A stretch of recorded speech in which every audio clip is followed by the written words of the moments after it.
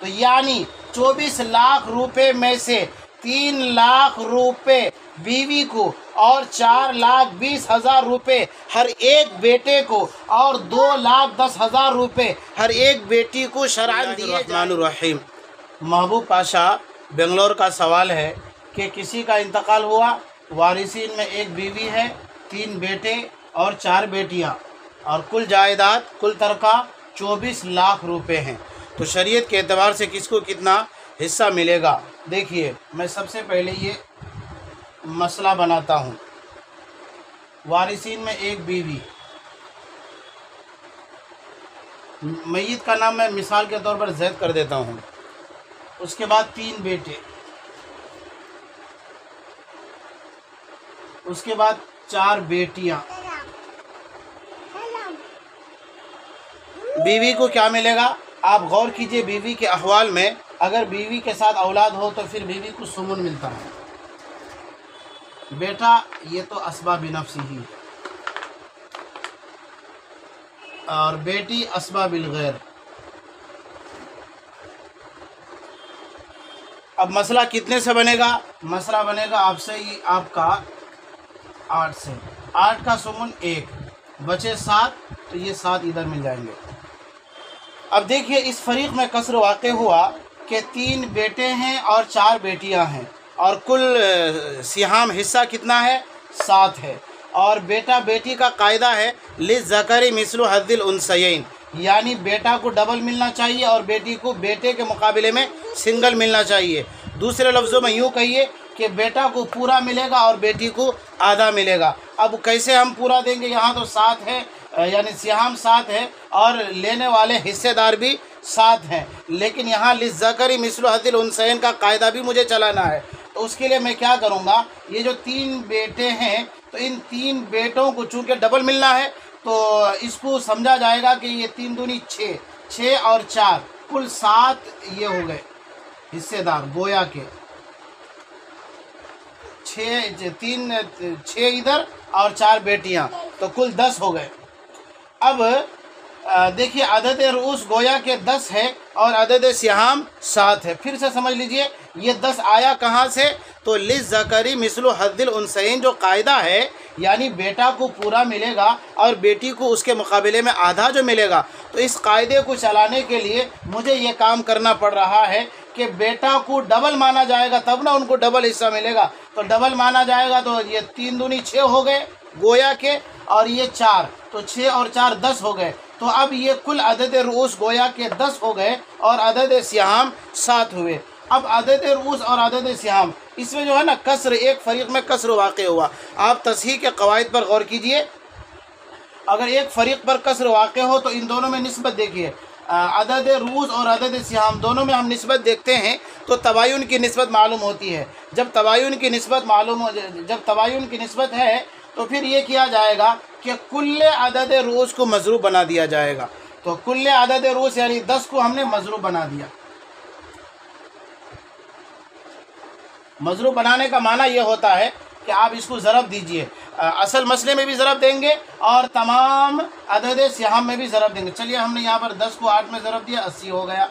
उसके बाद उसी 10 को यहाँ पर हमने ज़रब दिया, ये 10 हुआ। फिर उसी 10 को हमने यहाँ पर ज़रब दिया तो ये 70 हो गए।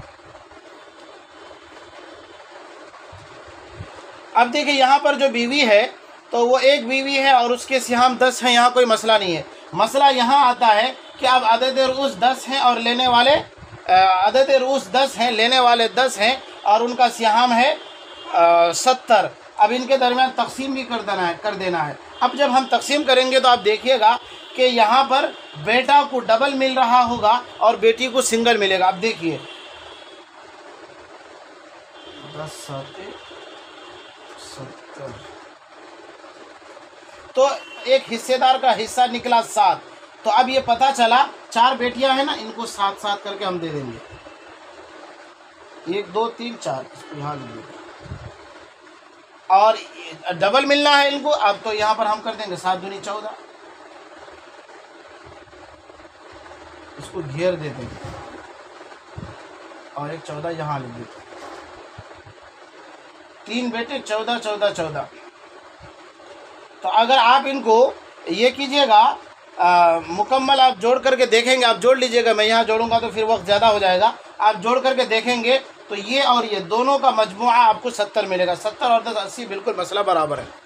तो अब यहाँ से यहाँ तक तो आप समझ गए। चूँकि बोर्ड छोटा है इस वजह से अब मैं इन चीज़ों को मिटा देता हूँ और सिर्फ मैं ये तर्का लिख देता हूँ। अब मैं यहाँ पर सिहाम लिख देता हूँ, सिर्फ सिहाम 10, और इन लोगों का सिहाम फ़ी फ़री कितना निकला था 14, और इन लोगों का सिहाम फ़ी फ़री कितना निकला था 7। ये जो मैं लिखा हूँ 7, तो ये 7 एक बेटी का हिस्सा है। इस तरह से यहाँ 4 4 है तो ये टोटल कुल हो जाएंगे 28, और यहाँ पर जो 14 है ना तो ये एक बेटा का हिस्सा है। अगर इसको हम कुल ये करेंगे 3 में तो फिर ये कुल 42 हो जाएंगे। लिख देता हूँ ये भी।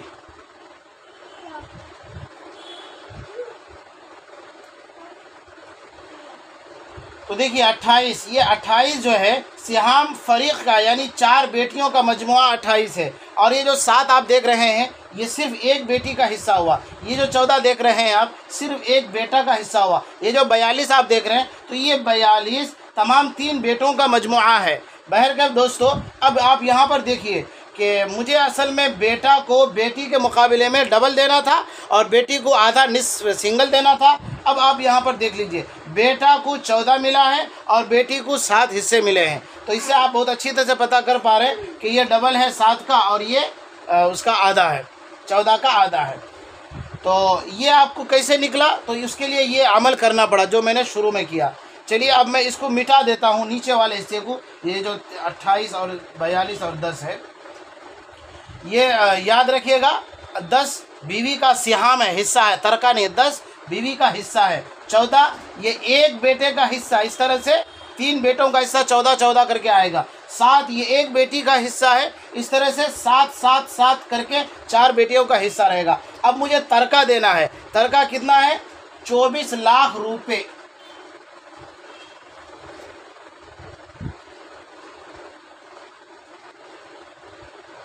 ये काही दाही सैकड़ा हज़ार 10,000 लाख 10 लाख 24 लाख रुपए।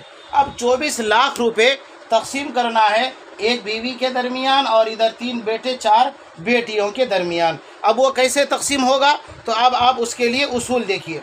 अब तरका देने का तरीका ये है, अगर आप कैलकुलेटर या मोबाइल के ज़रिए से कर रहे हैं तो हर वारिस के सिहाम को कुल तरका में ज़रब दीजिए और फिर कुल तरका में ज़रब देने के बाद हासिल ज़रब को तस्हीह मसला या असल मसला जो भी है उससे तकसीम कर दीजिए। हासिल किस्मत हर एक वारिस या हर एक फरीक का तरका होगा। आप देखिए मिसाल के तौर पर मैं अमल कर रहा हूँ। बीवी को मुझे तरका देना 24 लाख रुपए में से बीवी को मुझे तरका देना कितना आएगा सुमुन, वो देख लीजिए आप मोबाइल पर ही कि 10 को मैंने ज़रब दिया, किससे ज़रब दिया 24 लाख से।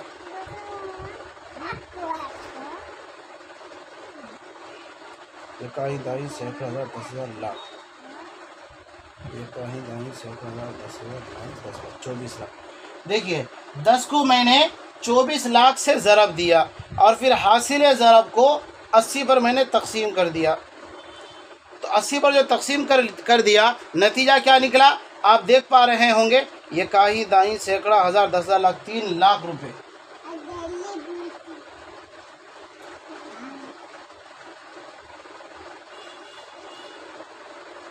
यहाँ पर मैं लिख देता हूँ 3 लाख रुपए बीवी के हिस्से निकल आए। उसके बाद यही अमल हम यहाँ करेंगे। 14 को ज़रब देते हैं किससे, कुल तरका से। कुल तरका कितना है 24 लाख रुपए। ये काही दाही सैकड़ा, ये काही दाही सैकड़ा हज़ार 10,000 लाख 10 लाख 24 लाख, और इसको तकसीम कर देना मुझे 80 में। देखिए 4,20,000 रुपये निकला है। यहाँ मैं लिख देता हूँ 4,20,000। मैं यहाँ पर लिख देता हूँ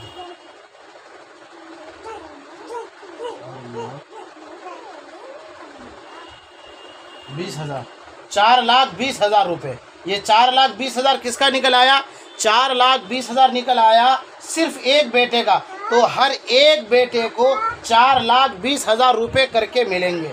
अब आइए एक बेटी का हिस्सा हम निकाल देते हैं। बेटी का सिहाम है, एक बेटी का सिहाम है 7। 7 को हमने ज़रब दे दिया किससे? कुल तरका से। कुल तरका है 24 लाख।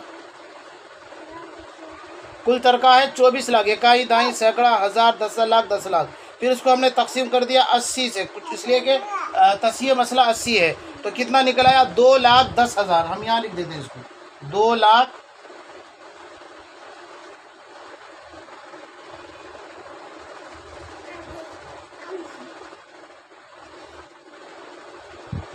2,10,000 रुपये। तो आपने इस अमल को देख लिया। अब एक बार समझ लीजिए। देखिए, वारिसीन में एक बीवी, 3 बेटे और 4 बेटियां, कुल तरका 24 लाख रुपए। महबूब पाशा का सवाल है, तो अब शरीयत के एतबार से हर एक वारिस को क्या सिहाम मिलेगा और तरका कितना मिलेगा? तो जवाब ये है कि मरहूम जो भी हो, मिसाल के तौर पर मैंने जैद लिखा था, तो मिसाल के तौर पर मरहूम जैद की कुल जायदात मनकुला व गैर मनकुला बाद अदाए हुकूक़ मुतक़द्दिमा यानी तजहीज़ व तकफ़ीन, क़ज़ाए दुयून और तनफ़ीज़ वसीयत बिसुलुसिल माल के इन तमाम अमल के बाद अब क्या करेंगे? मरहूम जैद की कुल तरका यानी कुल जायदात मनकुला व गैर मनकुला 80 हिस्सों पर तकसीम करके 10 हिस्से एक बीवी को और 14 हिस्से हर एक बेटे को और 7 हिस्से हर एक बेटी को शरअन मिलेंगे। अब तरका, ये तो हिस्सा हुआ, सिहाम हुआ। तरका तो यानी 24 लाख रुपए में से 3 लाख रुपए बीवी को और 4,20,000 रुपये हर एक बेटे को और 2,10,000 रुपये हर एक बेटी को शरअन दिए जाएंगे। ये हुआ तफसीली जवाब।